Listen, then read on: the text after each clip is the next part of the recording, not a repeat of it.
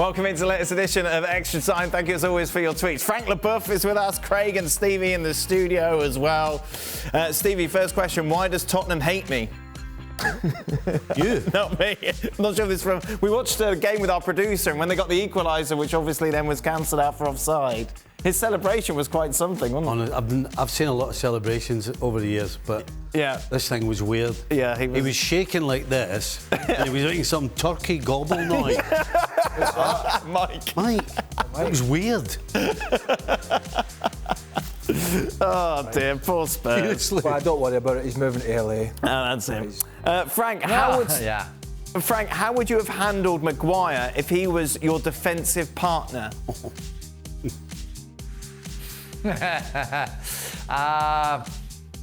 don't know. I think I will put him in headlock in front of me. I think he's not a sweeper. He's not fast enough to be a sweeper and to cover. I think for me, like he was doing when he was playing for Leicester, he was more a midfield player, you know, not putting his defenders in dangers if he was making a foul or a mistake. I would put him in front of me to cover any mistakes that he could make and make sure that he's only taking care of the striker, but not taking care of the technical aspect of the defender, I would say.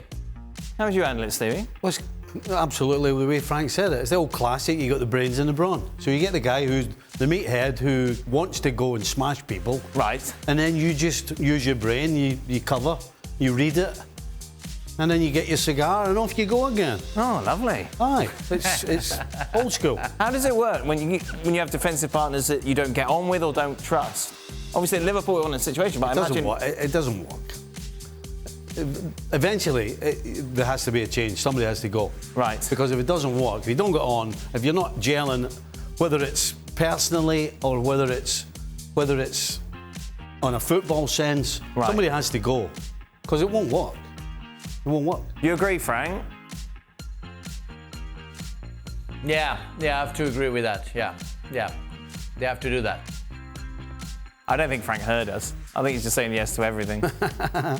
I heard it, but I don't have to comment. There's nothing much to say that Stevie said. If you've got two guys, forget how good they are. Right. If you've got two guys that don't get on, don't like each other. Yeah. If there's any sort of things going wrong and you're losing games, then it's just going to create havoc in the dressing room. Right. So it's just going to spread. Somebody has to go. Not just like the. It's a bit different to the. For example, Sheringham and Andy Cole, I think it was. Yeah, that's the famous example. They hate each other. Well, I don't know. They didn't get on, but whatever. But that's a different position. Mm-hmm. You don't have the same communication as you have to have as a pairing at the back. Right. Because you're basically talking each other through everything. Yeah, not all the time. A lot of it is you work it out and you figure it out. Right. But there's a lot of conversation when you're in the back line. A lot. All game. When there's not really, they just play off the cuff with each other up front. What about you in midfield? Like, did you always get on with your central midfielder partner? Yeah, absolutely. Yeah. Pretty much, almost everybody. Well, you get on with everyone anyway, don't you, Craig? Yeah. I don't know, that's a surprise. At the golf club. Stevie, what was it like when you played under a player manager? Kenny Dalglish, player manager, of course, Liverpool? It wasn't any different than it had previously been. Really? Well, because you're talking about... I would suggest it would be in a different team in a lower league with a player who didn't have the stature of Kenny Dalglish, who then became the player manager. I think that would be a different circumstance. Right. Because he was held in such high regard as a player that when he stepped into the manager's seat, nothing seemed to change. But there must have been banter that you've had with him before that didn't take place because he was now had a role. Well, it didn't take place because of the respect you had for his position. Okay. Oh. Okay. Well, you don't go try to clever with the manager or wind them up. Yeah. And he stayed far enough away that he didn't get involved in that. Okay. Because then that would have been a problem. But right. As I said, he was held in such high esteem that nothing changed. And the fact that we had a great team made it an easier transition for him as well. Frank? a player manager can become a problem if you play the same position. I played with Ruud Gullit. He barely played. He almost gave up, played like a couple of games during the season. But when Gianluca Vialli took over, he wanted to play. He still wanted to play. And he played the final of the European Cup, the Cup Winners' Cup. And Zola was on the bench. Can you imagine? Zola was on the bench. And Vialli didn't want to go out, so he put, I don't know who went out. I think it was Mark Hughes or Torre Andre Flo went out. And Zola came and scored the winning goal. So the winning goal, sorry. And Vialli wanted to play. So the player manager is becoming a problem if he doesn't go out. Well, or if we he had doesn't that want as to well. go Yeah. out. You have Glenn Hoddle? We had that scenario. Well, I think I had it. I can't remember if Ruud played in '96, '97 that year. Yeah, he played. I remember in Oxford in the FA Cup and a couple of games that he played. He came on when Leicester when we won at home, but like a couple of games much, during but the Glenn, season. no fairness, when Glenn was player manager, he used to come to, when he was at Monaco and he was rehabbing, he used to come to Chelsea and rehab. So the players knew him before he went and got the Swindon job. And then he came back, but he comes back as player manager. As Stevie said, you've got to be a bit standoffish. Right. But unfortunately, and I think this is the hard part for them, is that, in my opinion, he might have a different one. Glenn still thought he could make a difference. Maybe he could. But, he still wanted to come on off the bench and play those raking passes that he did when he was 25, 26. Yeah, when Tottenham never won anything still. But the problem was, if we went to Liverpool, and I think I've told you this story, we went to Liverpool, I think you might have been on the bench that day, in 93, 94, around that time, and Glenn played himself. Right. I won't tell you what Dennis Wise said when Glenn named the team. So you're basically having to run around and do everything. Glenn, in his pomp, he was never the guy that would get around the field. Right. So that's a difficult scenario. I mean, he's a fantastically talented player, of course he is.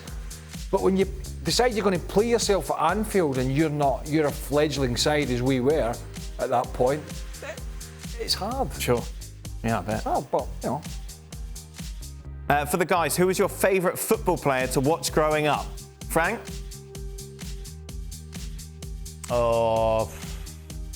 Franz Beckenbauer, Yeah.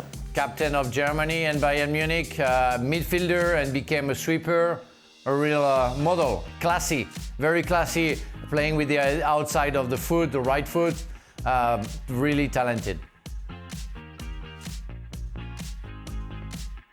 Why are you pulling the face? You were young ones. I don't know. I didn't watch much. Zico. There you go. 982 VHS. VHS. There you go. Zico. Stevie? Well, I had one in Scotland, one in England. Okay. So in Scotland, there was a guy called Willie Henderson that you've probably never heard of. He was a wee jinky winger. Right. Old-fashioned Scottish winger, dribbling past people, crossing the ball. And then in England, it was George Best. Oh, not bad. Don't match the day. What about the George Best that went to Hibs? Not quite. I actually played against George Best as well. Oh, there you are. I did, yeah. I should have played against him twice.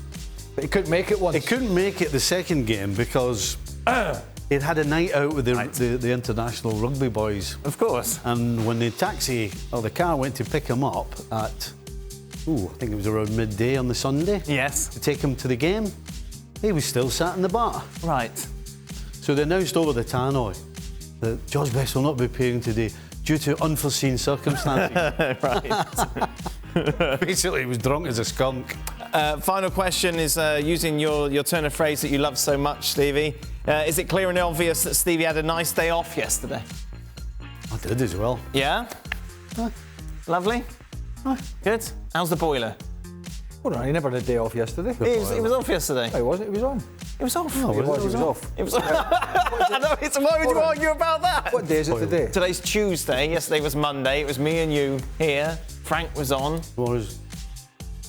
No. What are you talking about? Today's Wednesday. Today's Wednesday. Tuesday. Wednesday Wednesday what are you on about? Yeah. I was talking to her. That's why I'm confused. No, but yesterday he was off. Weren't you? Yes. Yes, Yeah, in it was off. Monday. You actually threw me. Today's Tuesday. Confused I thought it was myself. Tuesday. What day is it in France? You actually threw me. It's Wednesday, like you. A little bit later, but it's still Wednesday. Yeah. Still Wednesday. Didn't they come and service the heating, Stevie? Is that? No, but boiler is a. Oh, no, Oh it's no, not. sorry, Boiler it's is- Thursday now. It's Thursday. We're late. Thursday in France, it's 6:30 here. Thursday in We are France. Thursday in morning. Well, that's funny. It's Tuesday here. No one's got a clue what's happening. That is it. We are done. We will be back tomorrow, which is Thursday maybe, to reflect on Liverpool against Leicester plus Wolves Arsenal. Thank you very much for watching ESPN FC on YouTube. For more highlights, analysis and exclusive content, be sure to subscribe.